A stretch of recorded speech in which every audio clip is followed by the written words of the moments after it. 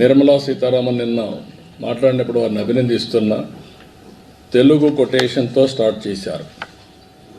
దేశం అంటే మట్టి కాదోయ్, దేశం అంటే మనుషులోయ్ అని ఎలుగెత్తి చాటినటువంటి గురిజాడ అప్పారావు. కంట్రీ అంటే సాయిల్ కాదు, కంట్రీ అంటే మనుషులు. మనుషుల్ని ఎంపవర్ చేయడం మన బాధ్యత అని చేసి 2047కు అవసరమైన ప్రియారిటీస్ అన్ని కూడా బడ్జెట్లో చెప్పారు.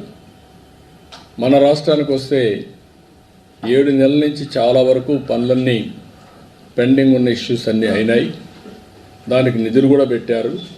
అమరావతి కావచ్చు, పోలవరం కావచ్చు, విశాఖపట్నం స్టీల్ ప్లాంట్ కానీ, రైల్వే జోన్ కానీ, ఇండస్ట్రియల్ పార్క్స్ కానీ, అదే మరి ఇంకా ఒక మాటలో చెప్పాలంటే వెంటిలేటర్ పైన ఉన్న రాష్ట్రానికి ఆక్సిజన్ ఇచ్చారు.